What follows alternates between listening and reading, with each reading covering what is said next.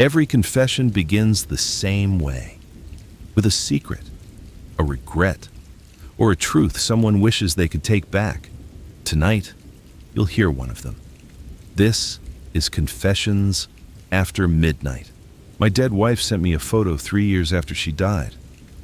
I know how that sounds. If someone had told me the same thing, I would have laughed and told them grief was making them hallucinate. But grief wasn't standing in my kitchen at 2:17 in the morning. I was, and my phone really did vibrate. The screen lit up, a message from Hannah, my wife. The same Hannah whose funeral I'd attended 3 years earlier, the same Hannah whose ashes sat in a wooden urn on a shelf 20 feet away. For a few seconds I couldn't move. I just stared. The contact photo was still her, the same smile, the same green sweater, the same dimples. My stomach tightened. The message contained only one thing, a photograph, no words, no explanation, just a picture. When I opened it, my blood didn't run cold. It did something worse. It sank, because I recognized the location immediately. It was our lake house, the house we'd sold after she died, and sitting on the dock was a little girl, our daughter, Emily. The problem was the date stamp. The photo had been taken 6 months earlier. Someone had taken a recent picture of my daughter at a property we no longer owned and sent it from my dead wife's number. I should have blocked it, deleted it, called it a prank. Instead, I made the worst decision of my life. I replied, "Who is this?" 3 dots appeared, then disappeared, then appeared again. My heart was hammering. Finally, a message arrived, just 4 words. "Ask Emily what happened." And everything I thought I knew about my wife's death began to unravel. For 3 years, everyone agreed on what happened, including me. Hannah died in a car accident, rainy night, slippery road, single vehicle collision. The police report was straightforward: no alcohol, no drugs, no foul play, case closed. The only witness was Emily. She was 12 at the time. She survived with a broken arm. The doctors called it a miracle. The therapists called it trauma. The police called her unreliable. Children often misremember tragedies. At least that's what everyone told me, including Emily. Whenever I asked about that night, she would shut down, stare at the floor, change the subject, cry, or leave the room. Eventually, I stopped asking. That's what guilty people tell themselves, that they're being compassionate.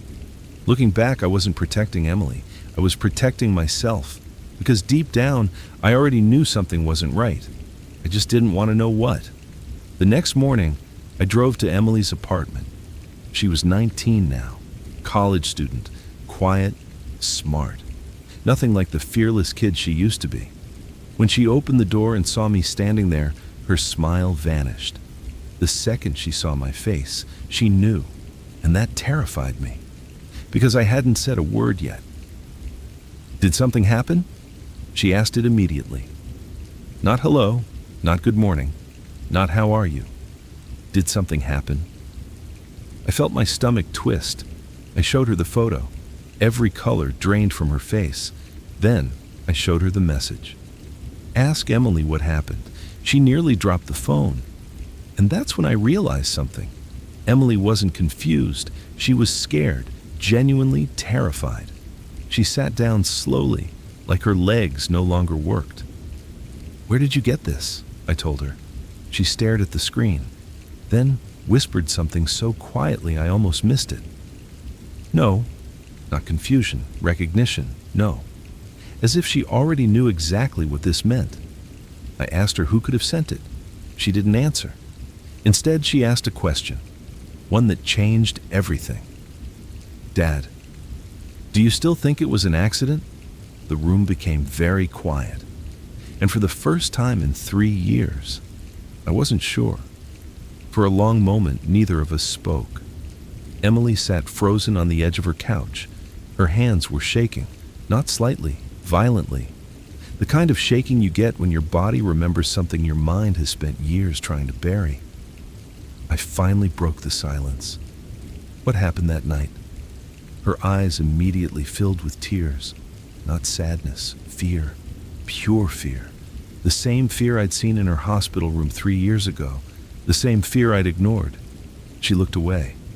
I can't. Emily, I can't. You know something. Her jaw tightened. Then she whispered, I know what I saw. The room suddenly felt smaller. What did you see? She closed her eyes. For a moment, I thought she wasn't going to answer. Then she said, Mom wasn't alone. Every muscle in my body locked. What? Before the crash? I stared. The police report had always said Hannah was alone. No passengers, no witnesses, nothing unusual. Emily looked directly at me.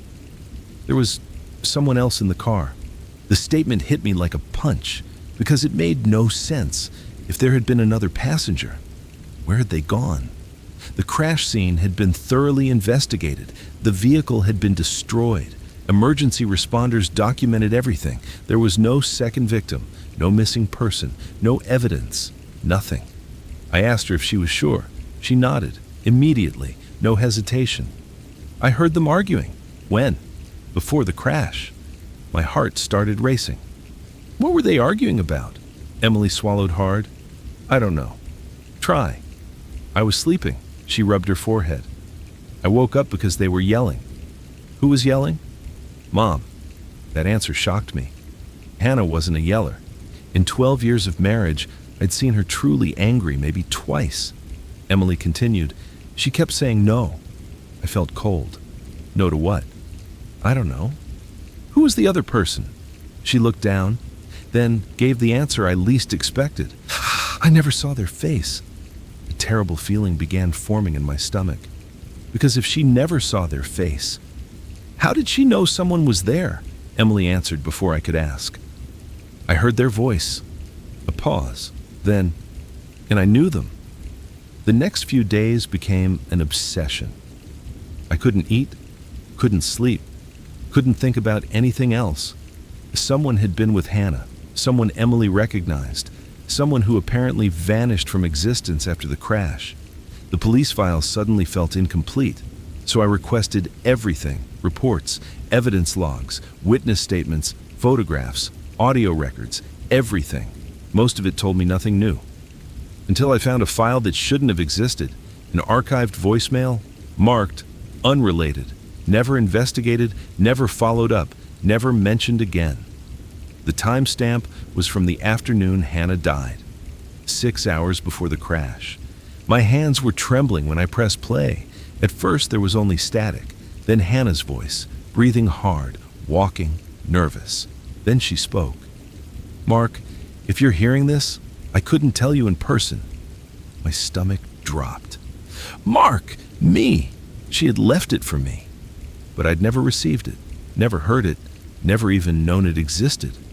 The recording continued. Honey, if anything happens... She stopped. A car door slammed somewhere nearby. Then she whispered, I think someone knows. Static, movement, heavy breathing. Then, I should have told you years ago. Another pause. And finally, I'm sorry. The voicemail ended. That was it. No explanation, no names, nothing. But one sentence kept echoing in my head. I should have told you years ago. What secret had my wife carried for years? And why had she believed someone knew? 3 days later, I drove to the lake house. The same lake house from the photo. The one we'd sold after Hannah's death. I didn't know what I expected to find. Maybe nothing, maybe closure. Instead, I found another mystery.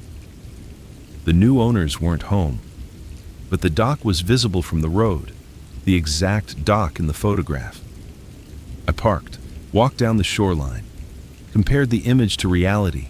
Every detail matched: the railing, the weathered boards, the trees, everything, except one thing. The photograph showed a shadow. At first I'd overlooked it. Most people would. But standing there now, I realized it couldn't be random. The shadow belonged to whoever took the picture. And in the lower corner, barely visible, was part of a shoe, a black sneaker. Suddenly, a memory surfaced. Not mine, Emily's. During one of her therapy sessions years ago, she'd once mentioned something strange, something I'd forgotten, someone standing by the lake, watching. At the time, everyone assumed it was trauma talking, a confused memory. Now I wasn't so sure, because someone had definitely been there 6 months ago, watching my daughter, taking photographs, and somehow they had access to Hannah's old phone number. That evening, Emily called me. Her voice sounded different, resolved, like she'd finally reached the point where silence hurt more than the truth. "Dad, what is it?" I remembered something. My pulse quickened. "What?" A long pause. Then, the voice. I gripped the phone. "The person in Mom's car." Another pause. Then she whispered, "I know who it was." Every nerve in my body lit up. "Who?" The silence lasted so long I thought the call had dropped. Then she finally said, "It was Uncle Ryan." The room spun. Ryan, my younger brother, my best friend, the man who helped carry Hannah's coffin, the man who sat beside me at the funeral, the man who spent years helping Emily heal, the man who cried when she died. "No!" The word escaped automatically, because it couldn't be true. It made no sense. Ryan loved Hannah. Ryan loved Emily. Ryan loved our family. But deep down, something else was bothering me. Not whether Ryan had been in the car, but why? Why would Hannah hide being with him? Why would they be arguing? Why had she left that voicemail? And why had Ryan never told me? I confronted Ryan the next day. I expected confusion, denial, anger, maybe even laughter. Instead, the moment I mentioned Hannah's name, he started crying. Immediately. Not gradual tears, not emotional memories, instant collapse, like he'd been carrying a weight for years, a weight he knew could never stay buried forever. And before I could ask another question, he said 6 words that changed everything, 6 words that shattered the accident narrative forever, 6 words that made me realize I had misunderstood this entire story. Ryan looked at me and whispered, "I wasn't supposed to survive either." The words didn't make sense. Not immediately. Ryan sat across from me in his kitchen, his hands wrapped around a coffee mug he hadn't touched once. I wasn't supposed to survive either. I stared. What does that mean? He wiped his eyes. For a long moment, he said nothing. Then he looked at me, not like a brother, like a man standing at the edge of a cliff. A man who knew that once he stepped forward, there was no going back. I was in the car. The room became silent. Every sound disappeared. Every thought vanished. Only those 4 words remained. I was in the car. Emily was right. The police report was wrong. For 3 years I had believed Hannah died alone. She hadn't. My own brother had been there and never told me. "You lied to me." Ryan lowered his head. Yes, the honesty hurt more than denial would have. I stood up so fast my chair nearly tipped over. "You watched me bury her." Silence. "You stood beside me at the funeral." More silence.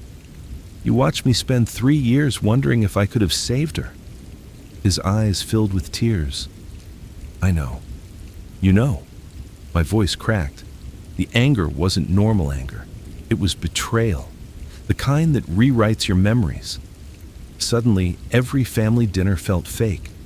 Every conversation felt fake. Every hug, every word, everything. Because Ryan had known something, and he had chosen silence. Then he said something worse. I wasn't protecting myself. I laughed bitterly. Really? I was protecting Emily. And just like that, the anger became confusion. Ryan told me everything, or at least he started to. The night Hannah died, she had called him, crying, terrified.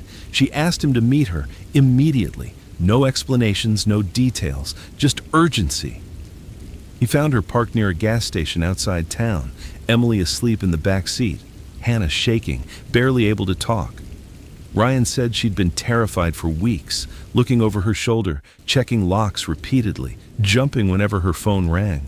But she never explained why, not completely, until that night. That's when she finally confessed, and the confession changed everything. Because it wasn't about an affair, it wasn't about money, it wasn't about another family. It was about a crime that happened years earlier, one she had spent nearly a decade hiding, one she believed someone had finally discovered. When Ryan told me that, I felt physically sick, because Hannah wasn't a criminal. She volunteered at shelters, donated blood, remembered birthdays. She cried during animal rescue commercials. She was the last person I'd expect to hide something terrible. But apparently, people aren't always who we think they are. Not even the ones we love most. 9 years before her death, a little girl disappeared. Her name was Olivia Harper, age 8. National news, massive search effort, volunteers everywhere, missing posters across 3 counties. No body was ever found. No suspect was ever charged. Eventually the story faded, like most stories do. But Hannah never forgot, because Hannah had been there the day Olivia disappeared. At first I didn't understand. Then Ryan explained. Years earlier, before Hannah and I married, she'd been driving home after a night shift. Exhausted, distracted, rainy road, poor visibility. She hit something, hard. She stopped, got out, looked, and found Olivia, still alive, barely, terrified, bleeding. Ryan's voice broke as he told me. Hannah panicked. My stomach turned. No. I already knew where this was going, and I didn't want it to go there. But Ryan continued. She left. The words hit harder than anything I'd heard all day, because I knew what they meant. She left. She abandoned the child, and by morning, Olivia was gone. Nobody ever found her. For a long time, I couldn't speak. Everything I knew about Hannah was collapsing. Every memory, every belief, every certainty. My wife had hidden a horrifying secret. A child had disappeared, and somehow she was connected. But then Ryan said something unexpected. That's not the whole story. Of course it wasn't. Nothing about this story was simple anymore. Ryan leaned forward. Hannah didn't leave because she wanted to. I frowned. What? Someone made her. The room suddenly felt colder. What are you talking about? Ryan looked directly at me. Hannah wasn't alone that night either. I felt a chill run through my body. Another person, another hidden passenger, another secret. Ryan swallowed hard. There was a man. My pulse quickened. What man? We don't know. Then how do you know he existed? Ryan looked away. Because Hannah described him. A stranger stopped, saw the accident, approached the scene, then convinced a terrified 19-year-old Hannah to leave, promised he would call for help, promised he would stay, promised the child would be okay, then disappeared forever. The little girl vanished. The stranger vanished. The evidence vanished. Everything vanished, except Hannah's guilt. A guilt that followed her for 9 years. A guilt that slowly consumed her. A guilt that ultimately led to the voicemail. And suddenly, I realized something terrifying. What if someone had finally identified that stranger? What if Hannah wasn't afraid of being exposed? What if she was afraid of him? 2 days later, I received an anonymous envelope. No return address, no note, nothing. Inside was a single flash drive. That's all. No explanation, just a flash drive. The moment I plugged it into my laptop, I knew my life was about to change again. There was only one file, a video, security footage, old, grainy, black and white, time-stamped, 9 years earlier. The night Olivia disappeared. I pressed play. At first there was nothing, just rain, darkness, an empty road. Then headlights appeared, a car, Hannah's car. It stopped. A figure exited. Hannah. Seconds later, another figure emerged from the shadows. A man, tall, wearing a dark jacket, exactly as she described. My heart was pounding, because for the first time, the stranger was real. He existed, But the video wasn't what terrified me. What terrified me was his face, because I recognized him immediately. The second he stepped beneath a streetlight, the second the camera captured him clearly, the second 30 years of certainty shattered, because the stranger wasn't a stranger. He was someone from my own family, someone I trusted, someone I had known my entire life, someone who should have been impossible. I watched the screen again and again and again, hoping I was wrong. But I wasn't. The man standing beside Hannah that night was my father. I watched the video until sunrise. Every time I replayed it, I hoped the image would change. It never did. The grainy footage always showed the same thing, the same man, the same face, my father, the man who taught me how to ride a bike, the man who sat front row at my wedding, the man who cried when Hannah died, the man I'd buried 18 months earlier, dead, gone, unable to answer a single question. I spent years believing grief had already taken everything from me. I was wrong, because now grief had become an interrogation, and the only witness was a corpse. I drove to my mother's house that afternoon. The second she opened the door, she knew something was wrong. Parents never stop reading their children, even when those children are 42 years old. Mark? I walked past her, placed my laptop on the dining table, opened the video, pressed play, then waited. At first she looked confused, then curious, then uncomfortable, then terrified. The color drained from her face so quickly it looked painful. She sat down, hard, as if her knees had stopped working. And that's when I knew. She recognized him too. "What is this?" Her voice barely existed. "You tell me." She stared at the screen, then whispered, "Oh God." Not denial, not confusion, recognition. My stomach twisted. "Mom." Silence. "Tell me." Tears filled her eyes. For a moment she looked 20 years older. Then she said something I never expected, something that shattered yet another version of reality. "Your father knew Olivia." The room suddenly felt too small, too hot, too loud. "What do you mean he knew her?" My mother looked sick, not physically, morally, like she'd spent years carrying something heavy, something she should have put down long ago. "Your father worked security at the youth center." I nodded. I knew that. Everyone knew that. He knew Olivia's family. My pulse accelerated. How well? She looked away, too quickly, and that's when I knew the answer wouldn't be simple. "Mom," her hands began shaking, "better than anyone realized." Then she told me a story she'd never told before. Years ago, Olivia's mother had an affair, not with a coworker, not with a neighbor, with my father. The room spun. I actually laughed, not because it was funny, because my brain rejected it. My father? The quiet, church-going family man? The guy who fixed bicycles and volunteered at community events? Impossible. But then I remembered something, a lesson this nightmare kept teaching me. Nobody is exactly who we think they are. Nobody, my mother continued. The affair ended badly, very badly. Families were destroyed, friendships collapsed, people stopped speaking to each other. Then Olivia disappeared. And somehow, my father became obsessed with finding her, far beyond what anyone considered normal.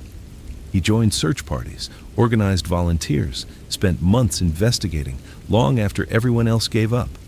At the time, people praised him, called him dedicated, compassionate, selfless. Now it sounded different. Now it sounded personal, because maybe he wasn't looking for a missing girl. Maybe he was looking for something else, someone else. Then my mother revealed something that changed everything again. Olivia wasn't just connected to my father. There was a chance, a very real chance. Olivia was his daughter. 3 days later, I received another anonymous package, no sender, no explanation.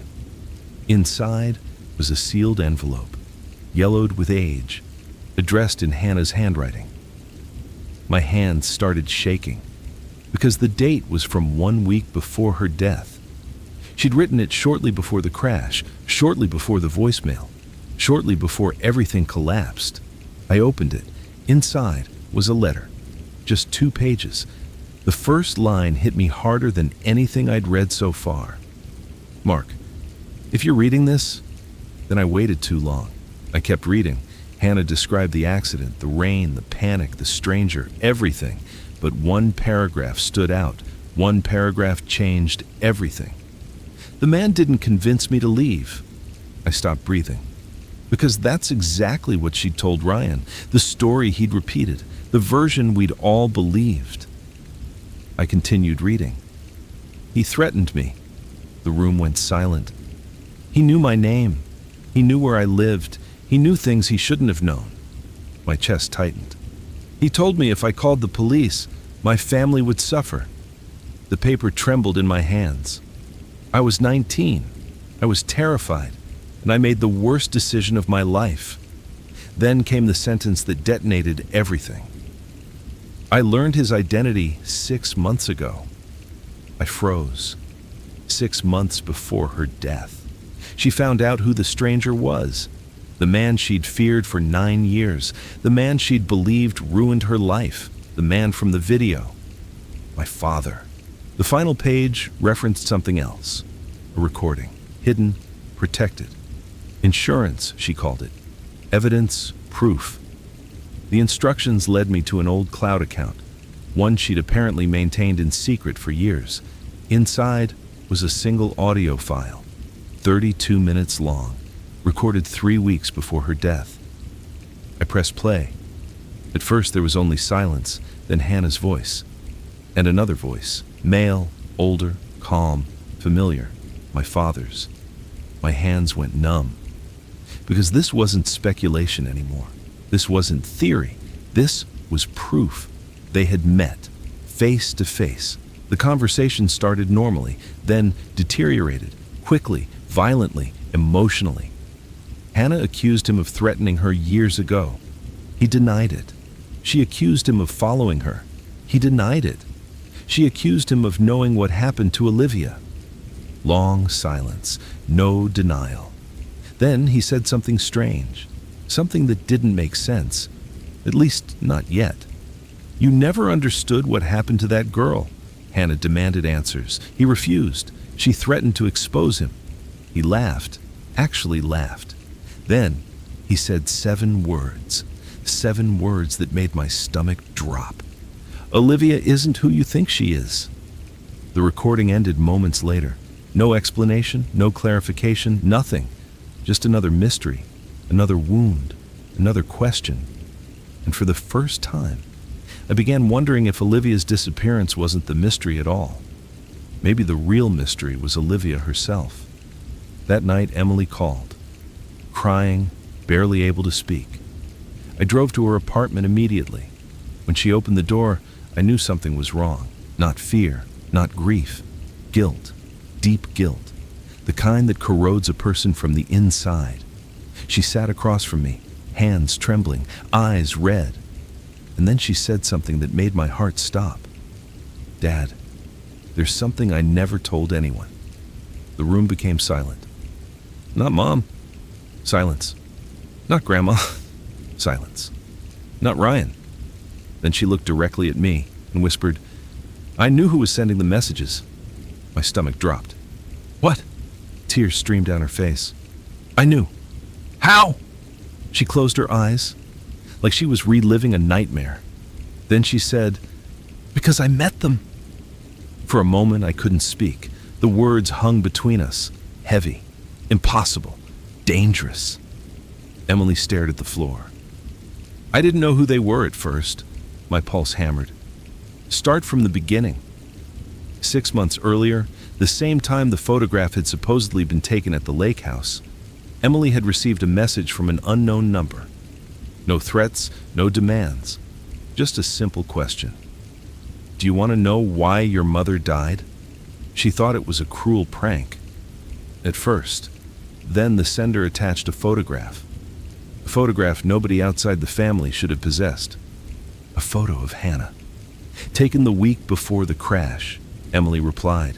The conversation lasted 3 days. Eventually, the sender offered proof. offered answers, offered a meeting, and against her better judgment, she went.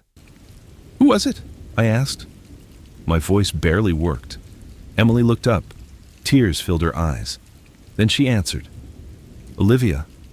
The room went silent, not metaphorically, actually silent, as though the entire world had stopped breathing. No. The word escaped automatically, because Olivia Harper had disappeared 9 years earlier. She would have been dead, or missing, or gone forever. But Emily shook her head, slowly. "She's alive. Olivia Harper never disappeared, at least not the way everyone believed. According to Emily, Olivia survived the accident. She survived the night. She survived the rain. And after Hannah fled, someone found her. My father, the same man from the video, the same man Hannah feared, the same man obsessed with finding her afterward, because he wasn't searching for a missing girl. He already knew where she was. He had taken her, not kidnapped, not exactly. The truth was far stranger, far uglier, far more human. Olivia had suffered a serious head injury, disoriented, confused, unable to remember where she lived, who her mother was, or even her own last name. And my father made a decision, a terrible decision, one that destroyed multiple lives. Instead of contacting authorities, he kept her.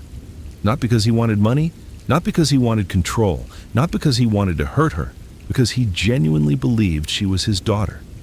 A child he'd never known. A child he believed had been stolen from him by life. A child he'd spent years secretly wondering about. One terrible choice, made in a moment of emotional weakness. A choice he spent years justifying. And once enough time passed, the truth became impossible to admit. The final page referenced something else. A recording, hidden, protected. Insurance, she called it. Evidence, proof. The instructions led me to an old cloud account, one she'd apparently maintained in secret for years. Inside was a single audio file, 32 minutes long, recorded 3 weeks before her death. I pressed play. At first there was only silence, then Hannah's voice. And another voice, male, older, calm, familiar, my father's. My hands went numb. Because this wasn't speculation anymore. This wasn't theory. This was proof. They had met, face to face. The conversation started normally, then deteriorated, quickly, violently, emotionally. Hannah accused him of threatening her years ago. He denied it. She accused him of following her. He denied it. She accused him of knowing what happened to Olivia. Long silence, no denial. Then he said something strange, something that didn't make sense, at least not yet. "You never understood what happened to that girl." Hannah demanded answers. He refused. She threatened to expose him. He laughed, actually laughed. Then he said 7 words that made my stomach drop. "Olivia isn't who you think she is." The recording ended moments later. No explanation, no clarification, nothing. Just another mystery, another wound, another question. And for the first time, I began wondering if Olivia's disappearance wasn't the mystery at all. Maybe the real mystery was Olivia herself. That night, Emily called, crying, barely able to speak. I drove to her apartment immediately. When she opened the door, I knew something was wrong. Not fear, not grief, guilt, deep guilt, the kind that corrodes a person from the inside.